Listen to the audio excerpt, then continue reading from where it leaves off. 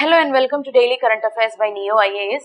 Today is 14th July 2019 and the topic we are going to discuss is Protection of Plant Varieties and Farmers' Rights Act of 2001, Central Equipment Identity Register, Draft Model Tenancy Act, then Merchant Discount Rate, Map Aided Program and the previous year question revision series. Coming to the first topic, Protection of Plant Varieties and Farmer Rights Act of 2001. This is in news because the Agricultural Ministry has revoked the registration of PepsiCo company who is producing the potato variety for Lay's chips. Okay, so the application to revoke their registration, it is because they have violated the section 39 of this particular act. Okay, that is they are trying to sue the Gujarat potato farmers. Okay, according to this act is mainly enacted either for giving an effective system for protection of either plant varieties or right of farmers or breeders, and also to encourage the development and cultivation of new varieties of plants. So under this there are many provisions accomplishing the act. The major provision is right to seed. Right to seed means the right of the farmers to save or use or exchange or even sell the seed in a manner as they were entitled to before the act also. Okay, and the second one is right to register varieties. So, in right to register varieties, the right to obtain intellectual property right for a plant variety if that plant variety has a genetic uniqueness or uniformity or stability is taken under consideration. And then National Gene Fund. National Gene Fund is a provision to establish a fund through which the plant varieties can be conserved. Okay, it can be recognized, it can be rewarded. Then we have Protection of Plant Varieties and Farmers Authority. So what they do is they implement this act. Okay, mainly they are registering and taking measures to encourage the development of new varieties.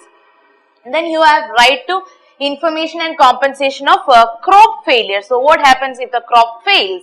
So the provisions to inform the breeder about whatever happened, about the performance of the registered variety, and also giving the compensation for farmers if there is a failure of crop. And then comes the curbing on undisclosed use of traditional varieties. So they will provide compensation for a community if a breeder fails to disclose that source of variety belonging to a particular community. Okay, so also this act has certain rights coming under it. It is categorized as three rights. One is for breeders' right, then researchers' right, and then farmers' right. So breeders' rights is more like the right to produce, sell, do marketing, distributing, importing, exporting of these plant varieties. Researchers' rights are they can use any registered variety under this act for conducting experiment or research. Okay, and farmer's right means a farmer can save or he can sow or exchange or even sell his farm produce even if the seed comes under this particular act. Okay, even like in the same manner as he was doing before the act came. Okay, no restriction on even selling the seed he is growing. So that is a farmer's right here. So the PepsiCo has sued the Gujarat farmers regarding this. So Agricultural Ministry has taken the case in consideration and they have revoked the registration of PepsiCo company. Okay. So the next topic is Central Equipment Identity Register. So this is in news because one of the major problem India facing right now is theft of mobiles and the cloning of the mobiles. So the Telecom Ministry, they are coming forward to roll out Central Equipment Identity Register in order to curb this issue. So this is coming under the National Telecom Policy of 2012. So what they are doing is they are maintaining a proper registry in order to address this issue, that is security, theft and other concerns regarding the mobile handsets. Okay. So based on this, Department of Telecommunication is initiating this particular process or scheme. So this Department of Telecommunication or DOT, it comes under Ministry of Communications. Okay, and in January 2018, this project was handed over to Center for Development of Telematics, that is CDOT. Okay, now the project is under C dot. Okay, it was initiated by DOT or dot. Okay. So there is already this EIR, that is the Equipment Identity Register for various mobile network providers. What we are doing is we are integrating everything.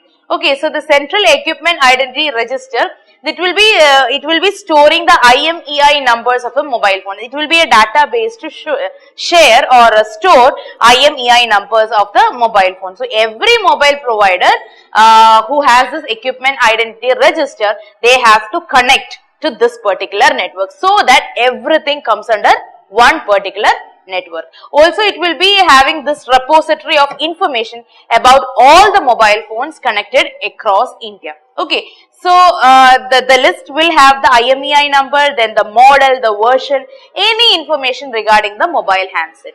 So if a mobile phone is blacklisted, we can know it is blacklisted and why it is blacklisted.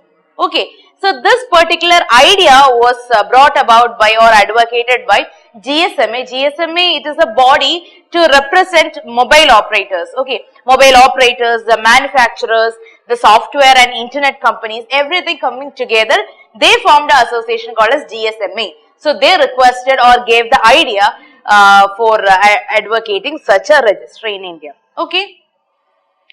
So the next topic is Draft Model Tenancy Act. So this is a scheme aftermath, or this is an act aftermath of the budget of 2019. So this is basically to regulate the renting of premises. So according to this act, there will be a balance of interest between the right of owners and the tenants. Okay, and they will be creating a transparent platform for renting the premises. So the major provision is it will mandate the landowner to give a notice in 3 months, before revising the rent. So whenever he want to change the rent or increase the rent, he have to give a notice 3 months before. Okay, and also there is a grievance redressal mechanism. That particular mechanism will have a rent authority, then rent court and rent tribunal. Okay, so no person shall take on the rent premises except by an agreement in writing. So if you don't write an agreement, you can't rent a place. Okay, and also there should be a security deposit. So it proposes to cap the security deposit, which is equal to maximum of 2 months rent. Okay, you can't take more than that, but you can't eliminate security deposit as well. Okay, and everything should be done in digital platform.